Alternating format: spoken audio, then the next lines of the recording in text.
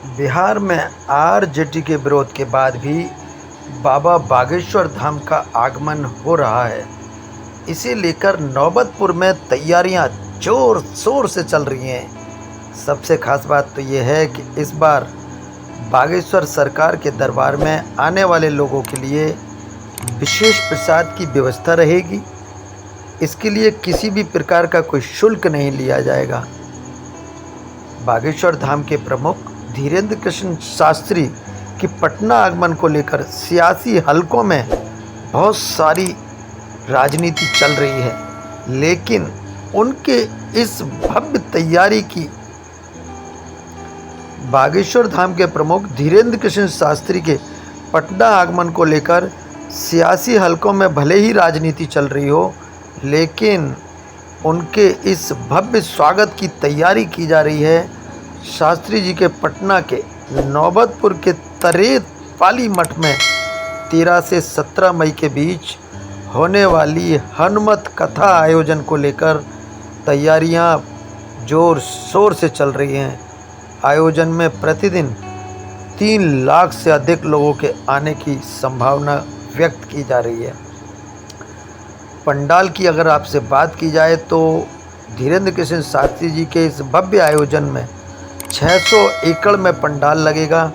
मठ के प्रांगण में पूरे 600 एकड़ में जो मठ फैला हुआ है, उसमें हनुमत कथा प्रवचन के लिए 3 लाख वर्ग फीट में पंडाल बन रहा है।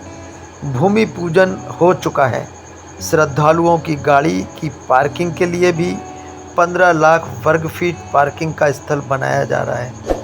अब अगर आपसे बात करें कि रहने और खाने के लिए क्या व्यवस्था होगी, तो श्रद्धालुओं के रहने और खाने की मुफ्त व्यवस्था की जा रही है। प्रसाद वितरण के लिए 40 से अधिक काउंटर बनाए जाने की पूरी उम्मीद है। इस कथा आयोजन में उत्तर प्रदेश, झारखंड, पश्चिम बंगाल से भी श्रद्धालुओं के पहुंचने की संभावना है। बिहार बागेश्वर फाउंडेशन के अधिकारियों द्वारा की जा रही तैयारियों में किसी प्रकार की कोई कमी न रहे, इसका पूरा ख्याल रखा जा रहा है। कथा शुरू होने से पहले कलश यात्रा निकाली जाएगी। कथा में बड़ी संख्या में महिलाओं के पहुंचने की संभावना है। आरजेडी के विरोध के बावजूद भी बिहार के अंदर कथा का आयोजन होकर ही रहेगा। बहुत सारे भक्त बाबा के समर्थन में हैं। वहीं तेज प्रताप यादव आरजेडी की ओर से बाबा के विरोध में खड़े हुए हैं। अब अगर बात करें बिहार में सियासी पारा, तो राजनीतिक दलों में सियासी पारा एकदम गर्मा गर्म है। राजनीतिक दलों में बहस चल रही है। कोई पक्ष में है तो कोई विपक्ष में है, तो कोई बाबा के साथ है तो कोई बाबा के विरोध में बात कर रहा है। आचार्य धीरेन्द्र शास्त्री के कार्यक्रम को लेकर बिहार में सियासी पारा एकदम चढ़ा हुआ है। उनके विरोध और समर्थन को लेके राजनीति शुरू हो चुकी है।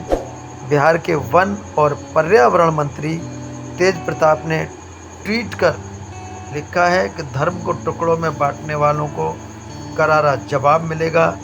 पूरी तैयारी है। हिंदू, मुस्लिम, सिख, ईसाई आपस में सब भाई भाई हैं। इसके अलावा आरजेडी के कई नेता धीरेन्द्र शास्त्री के विरोध में बयान दे चुके हैं। इधर धीरेन्द्र कृष्ण शास्त्री जी के स्वागत में पटना में पोस्टर लगे हुए हैं और भक्तों का एक विशाल जनसमूह बाबा के स्वागत के लिए बाहें फैलाकर खड़ा है। चलिए देखते हैं 13 तारीख को क्या रहता है पटना में बाबा के आयोजन में, बाबा के स्वागत में और विरोध में कौन कौन खड़ा होता है।